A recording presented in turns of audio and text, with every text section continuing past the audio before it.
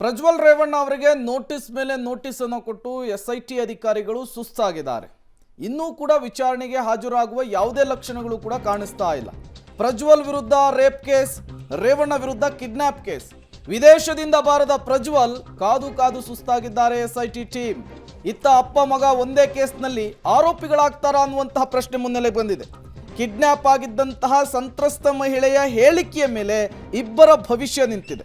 Kidnap ಜೊತೆಗೆ ಲೈಂಗಿಕ ದೌರ್ಜನ್ಯವನ್ನು ಎಸಗಿದ್ದಾರೆ ಅನ್ನುವಂತಹ ಸ್ಟೇಟ್ಮೆಂಟ್ ಅನ್ನ 164 ಅಡಿಯಲ್ಲಿ ನ್ಯಾಯಾಧೀಶರ ಎದುರು ಆ ಸಂತ್ರಸ್ತ ಮಹಿಳೆ ಕೊಟ್ಟಿದ್ದೇ ಆದರೆ ತಂದೆ ಮಗ ಒಂದೇ ಕೇಸ್ನಲ್ಲಿ ಆರೋಪಿಗಳಾಗುವಂತಹ ಸಾಧ್ಯತೆ ಇದೆ. ಈ ಮೂಲಕ ರೇವಣ್ಣ ಕುಟುಂಬಕ್ಕೆ ಸಂಕಷ್ಟದ ಮೇಲೆ ಸಂಕಷ್ಟ ಎದುರಾಗುವಂತಹ ಎಲ್ಲ ಲಕ್ಷಣಗಳು ಕೂಡ ಕಾಣಿಸ್ತಾ ಇದೆ. ಈಗಾಗಲೇ ಸಂತ್ರಸ್ತ ಮಹಿಳೆಯನ್ನ ರಕ್ಷಣೆ ಮಾಡಿದ್ದಾರೆ ಪೊಲೀಸರು. ಆಕೆಯ ಸ್ಟೇಟ್ಮೆಂಟನ್ನು ಇವತ್ತು ನ್ಯಾಯಾಧೀಶರ ಎದುರು ದಾಖಲಿಸ್ತಾರೆ. ಅಲ್ಲಿ ಆಕೆ ಕೊಡುವಂತಹ ಹೇಳಿಕೆ ತುಂಬ ಮುಖ್ಯವಾಗುತ್ತೆ. ಈಗಾಗಲೇ HD ರೇವಣ್ಣ ಅವರು ಕಿಡ್ನಾಪ್ ಕೇಸ್ನಲ್ಲಿ ಲಾಕ್ ಆಗಿದ್ದಾರೆ, ಬಂಧನಕ್ಕೊಳಪಟ್ಟಿದ್ದಾರೆ, SIT ಕಸ್ಟಡಿಯಲ್ಲಿದ್ದಾರೆ.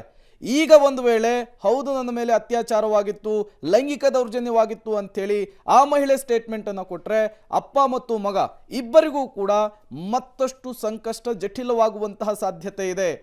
ಮತ್ತೆ ಪ್ರಜ್ವಲ್ ರೇವಣ್ಣ ಅವರು SIT ಅಧಿಕಾರಿಗಳ ಮುಂದೆ ಹಾಜರಾಗಲೇಬೇಕಾದಂತಹ ಒಂದು ಸಂದಿಗ್ಧ ಪರಿಸ್ಥಿತಿ ನಿರ್ಮಾಣವಾಗಿ ಆಗುತ್ತೆ.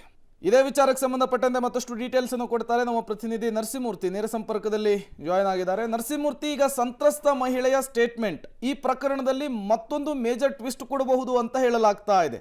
ಆಕೆಯ ಹೇಳಿಕೆಯ ಮೇಲೆ ಏನೆಲ್ಲ ಬೆಳವಣಿಗೆಗಳಾಗಬಹುದು ಅಂತ ಈ ಪ್ರಕರಣದಲ್ಲಿ? ಪ್ರೇಮ್, ಓರ್ವ ಸಂತ್ರಸ್ತ ಮಹಿಳೆ, ಕಿಡ್ನಾಪ್ಗೆ ಒಳಗಾಗಿದ್ದಂತಹ ಮಹಿಳೆ, ಅವರ ದೂರಿನ ಆಧಾರದ ಮೇಲೆ HD ರೇವಣ್ಣ ಮೇಲೆ IPC ಸೆಕ್ಷನ್ 364A ಹಾಗೂ 365 ಅಡಿ ಕಿಡ್ನಾಪ್ ಪ್ರಕರಣದಡಿ ಪ್ರಕರಣ ದಾಖಲಾಗಿತ್ತು.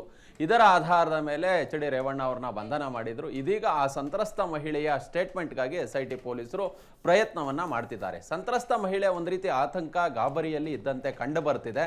ಆಕೆ ಇದುವರೆಗೂ ಕೂಡ ಸ್ಟೇಟ್ಮೆಂಟ್ ಅನ್ನು ಕೊಡೋದಕ್ಕೆ ಮುಂದೆ ಬರ್ತಿಲ್ಲ. SIT ಕೇಳಿದಂತಹ ಪ್ರಶ್ನೆಗಳಿಗೆ ನಾವು ಬಡವರು, ನಮ್ಗೆ ಯಾಕೆ ಅನ್ನೋ ನಿಟ್ಟಿನಲ್ಲಿ ಆಕೆ ಅಳುವ ಕೆಲಸವನ್ನ ಮಾಡ್ತಿದ್ದಾರೆ. ಹೀಗಾಗಿ ಒಂದಷ್ಟು ಕೌನ್ಸಿಲಿಂಗ್ ಅನ್ನ ಆಕೆಗೆ ಕೊಡಿಸಿ ಆಕೆಯಿಂದ ಹೇಳಿಕೆಯನ್ನ ಪಡೆದುಕೊಂಡು ಆ ಬಳಿಕ FIR ಅನ್ನ ಮತ್ತೆ ದಾಖಲು ಮಾಡೋದಕ್ಕೆ, ಆಕೆಯ ಹೇಳಿಕೆಯ ಮೇಲೆ ಯಾವ FIR ಅನ್ನ ದಾಖಲು ಮಾಡಬೇಕು, ಯಾವ ಸೆಕ್ಷನ್ ಅನ್ನ ಹಾಕಬೇಕು ಅನ್ನೋ ನಿಟ್ಟಿನಲ್ಲಿ SIT ಪೊಲೀಸರು ಪ್ರಯತ್ನವನ್ನ ಪಡ್ತಿದ್ದಾರೆ.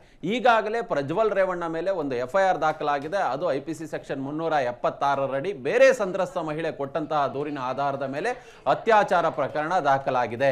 ಈಗ ಕಿಡ್ನಾಪ್ಗೆ ಒಳಗಾಗಿರುವ ಸಂತ್ರಸ್ತ ಮಹಿಳೆ ಮತ್ತೊಂದು ಏನಾದರೂ ಅತ್ಯಾಚಾರ ಪ್ರಕರಣಕ್ಕೆ ದೂರನ್ನ ಕೊಟ್ಟಂತಹ ಪಕ್ಷದಲ್ಲಿ ಮತ್ತೆ ಪ್ರಜ್ವಲ್ ರೇವಣ್ಣ ಮೇಲೆ ಎರಡನೇ ಅತ್ಯಾಚಾರ ಪ್ರಕರಣ ದಾಖಲಾಗುತ್ತೆ.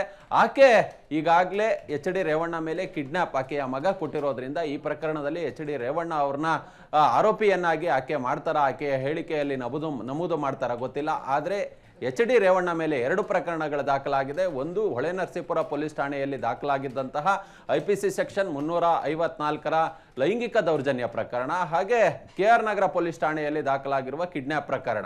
ಈ 2 ಪ್ರಕರಣಗಳಲ್ಲಿ HD ರೇವಣ್ಣ ಆರೋಪಿಯಾಗಿದ್ರೆ, ಇದೀಗ 2 ಪ್ರಕರಣಗಳಲ್ಲಿ ಪ್ರಜ್ವಲ್ ರೇವಣ್ಣ ಕೂಡ ಆರೋಪಿಯಾಗಿದ್ದಾರೆ. ಓರ್ವ ಸಂತ್ರಸ್ತ ಮಹಿಳೆ ಕೊಟ್ಟಂತಹ ಅತ್ಯಾಚಾರ ಪ್ರಕರಣ, ಹಾಗೆ ಹೊಳೆನರಸೀಪುರದಲ್ಲಿ ದಾಖಲಾಗಿರುವ ಲೈಂಗಿಕ ದೌರ್ಜನ್ಯ ಪ್ರಕರಣ.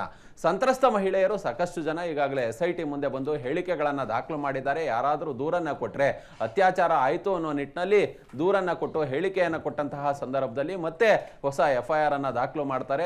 IPC ಸೆಕ್ಷನ್ 376 ಅಡಿ ಇದೀಗ ಕಿಡ್ನಾಪ್ಗೆ ಒಳಗಾಗಿರುವ ಮಹಿಳೆಯ ಹೇಳಿಕೆಯನ್ನ ಪಡೆಯೋದಕ್ಕೆ SIT ಪೊಲೀಸರು ಶ್ರಮಿಸ್ತಿದ್ದಾರೆ. ಆಕೆ ಆತಂಕ, ಗಾಬರಿಯಲ್ಲಿದ್ದಾರೆ. ಅವರ ನೆಂಟರಿಷ್ಟರು, ಬಂಧು ಬಳಗ, ಮಕ್ಕಳ, ಅವರ ಮಗ ಎಲ್ಲರನ್ನ ಕೂಡ ಅವರ ಜೊತೆಗೆ ಬಿಡಲಾಗಿದೆ. ಯಾಕಂತ ಹೇಳಿದ್ರೆ ಆಕೆಗೆ ಒಂದು ಸ್ವಲ್ಪ ಧೈರ್ಯ ಬರಲಿ ಅಂತೇಳಿ ಹುಣಸೂರು ಬಳಿಯ ತೋಟದ ಮನೆಯೊಂದರಲ್ಲಿ ಆಕೆಯನ್ನ ಪತ್ತೆ ಮಾಡಿದಂತಹ ಸಂದರ್ಭದಲ್ಲಿ ಆಕೆ ಏನನ್ನು ಉತ್ತರ ಕೊಡುವ ನಿಟ್ಟಿನಲ್ಲಿ ಇರಲಿಲ್ಲ. ಇನ್ನೂ ಕೂಡ ಆಕೆ ಅಳುತ್ತಿದ್ದಾರೆ, ಆಕೆ ಸರಿಯಾದ ಉತ್ತರವನ್ನ ಕೊಡ್ತಿಲ್ಲ. ಹೀಗಾಗಿ ಆಕೆಗೆ ಕೌನ್ಸಿಲಿಂಗ್ ಕೊಡಿಸಿ ವಿಶ್ವಾಸಕ್ಕೆ ತೆಗೆದುಕೊಂಡು ಆಕೆಯಿಂದ ಹೇಳಿಕೆ ಪಡೆದುಕೊಂಡು ಆ ಬಳಿಕ FIR ಅನ್ನ ದಾಖಲು ಮಾಡುವ ಹುಮ್ಮಸ್ಸಿನಲ್ಲಿ SIT ಇದೆ. Prem. Okay, thank you Narasimhamurthy ತಮ್ಮೆಲ್ಲ ಮಾಹಿತಿಗಾಗಿ.